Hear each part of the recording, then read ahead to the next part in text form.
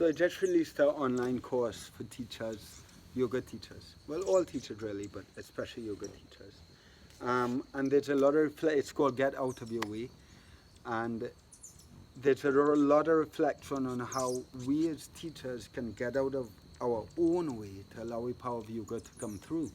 And there are 10 lessons in this course, and it reflects on everything from music to positioning to language to instruction to what else is there? There's 10 lessons, so there's quite a bit there, not coming to me at the moment. But what I want to talk about today is our own practice. Because I feel like as yoga teachers, sometimes, there are a lot of teachers that we do one yoga teacher training and we're yoga teachers. And one of my teachers, Ryan Lair, founder of One Yoga, he said once, we have enough yoga teachers in the world, we need more yoga students. And it doesn't mean that a yoga student doesn't teach yoga.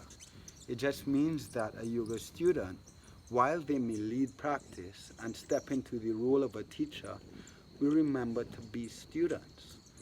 And our biggest teacher as teachers of yoga and students of yoga is our own practice. And I remember once being in Colorado, I was filming with Gaia, and I overheard some teachers talking, and one of the teachers said he's been teaching 7-10 classes a week, but he hasn't practiced in 3 months. And to me, I couldn't quite understand, because the practice of yoga and the science of yoga is living and evolving always. So it's not something we study once and we get it. It is constantly changing. It changes with the times, it changes with the students, it changes every day with what we need in our lives and how our body responds to that. So as a teacher of yoga and a student of yoga that teaches yoga, I just invite you to remember that your personal practice is key. Because if we don't practice and feel what's happening in our body, then what happens is we start just repeating information. We go to teacher training, we learn all this information, we're told what to say and what to teach, and we turn around now and we go and we just repeat it.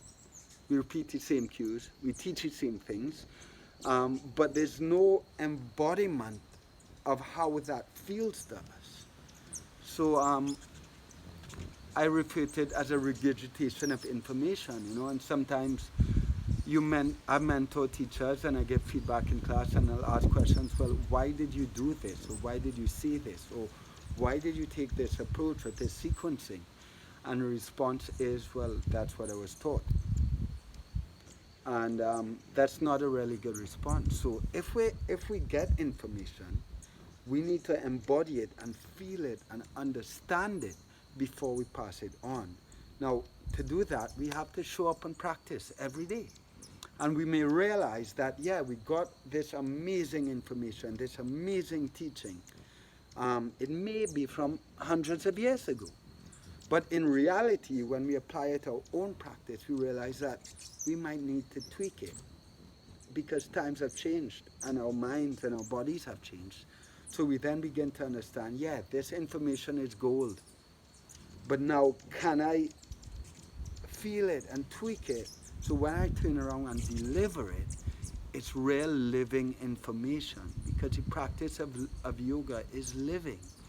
And at no point should we ever feel like we have it figured out, or we know it, or we were told this and this is stone, and turn around and pass that stone. Practice of yoga is not stone, it's not rigid, it's fluid, moving and living. So as teachers of yoga, I just invite you, take your teachings, study with your teachers, but also apply those teachings to your own practice continuously every day, because your practice today is going to be different to your practice yesterday. And that will be different to your practice tomorrow. And every single time you show up to your mat, every single posture, every single breath, there's something new for us to learn. There's a new offering, there's a new teaching, because yoga is reborn in every moment. Yoga lives now. It's the only place yoga lives, which means that it's continuously changing with the present moment. So I invite you to just maybe think about that a little bit and take that amazing information that we've been handed from our teachers, and see how that feels to you. And if you need to tweak it, you tweak it. If you need to change perspective, take a different view on it, then do it. See how it feels in your body. See how it shows up in your life. See how your students respond to it, and make it yours. Because in essence, the practice belongs to each one of us. And even as teachers, we're simply facilitating space in which we allow our students and our practitioners to feel and tap into their own practice and their own interpretations and emotions and trauma and bodies. Because for everyone it's going to be a little bit different.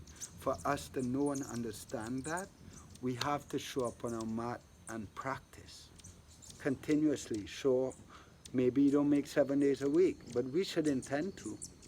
And sometimes life gets in the way, and there's no judgment for that, right? Yoga takes different forms. So if you can't get to a mat, maybe you live yoga off a mat in a relationship, in communication, or in everyday living. And then we can also pass on those reflections in our practice and teaching as well. So I guess I'm just here to remind you guys to show up on your mat, practice every day, continue reflecting off your mat. Step into a place of accountability. How can I live yoga? How can I show up from a place of love? How can I be present? And then offer that to our students and give them a space as well to take their own perspectives on it.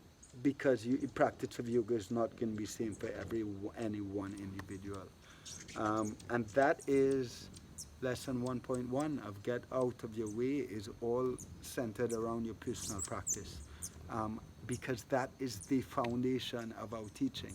If we don't embody, if we don't take that information as knowledge and make it our own, then all we're doing is passing the stick.